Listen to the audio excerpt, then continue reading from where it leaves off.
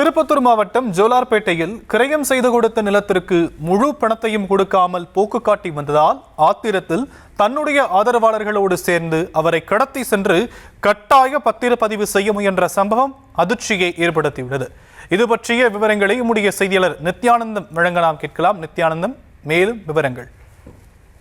கண்டிப்பாக ஷாம். அதாவது திருப்பத்தூர் மாவட்டம் ஜோலார்பேட்டை அடுத்த ரெட்டியூர் கிராமத்தைச் சேர்ந்த ரவிச்சந்திரன் கடந்த 7 ஆண்டுகளுக்கு முன்பு குடியானக்குப்பத்தை சேர்ந்த சிலரிடம் 6.5 ஏக்கர் நிலத்தை விற்று தருவதாக கூறி தனது மனைவி பெயரில் பவர் பட்டா வந்து செஞ்சிருக்காரு.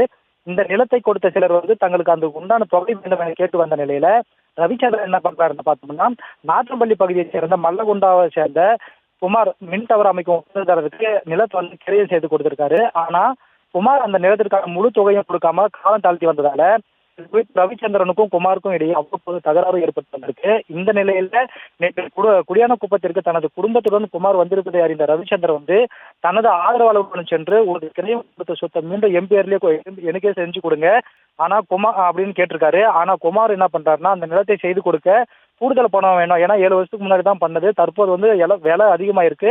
அந்த பணத்தை கூடுதலா பணம் வேணா கொடுத்தா அந்த நிலத்தை ரிஜிஸ்டர் பண்ணி தரேன்னு சொல்லியிருக்காரு.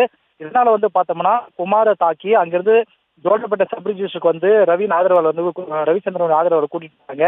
அப்போது ஜோலார்பேட்டை சப் ரிஜிஸ்டர் ஆபீஸ்ல இரு தரப்பினருக்கு இடையே கடும் வாக்குவாதம் ஏற்படுது. அப்போது குமாரின் தாயார் பார்த்தோம்னா தங்களை காரில் கடத்தி கையெழுத்து வாங்க நினைக்கிறாங்கன்னு சொல்லி கதறி அழுறாங்க.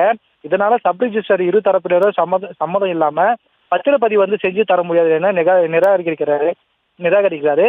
இது குறித்து குமார் தரப்பினர் எஸ்பி அலுவலகத்தில் கொடுத்த தகவலின் பேர்ல ஜோலார்பேட்டை சப் ரிஜிஸ்டர் ஆபீஸ்க்கு விரைந்து வந்த ஜோலார்பேட்டை போலீசார் அங்கு வாக்குவாதத்தில் ஈடுபட்டிருந்த 2 தரப்பினரையும் காவல் நிலையம் அழைத்து செல்றாங்க.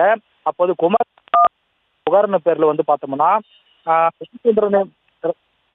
விவரங்களுக்கு நன்றி நித்யானந்தம்.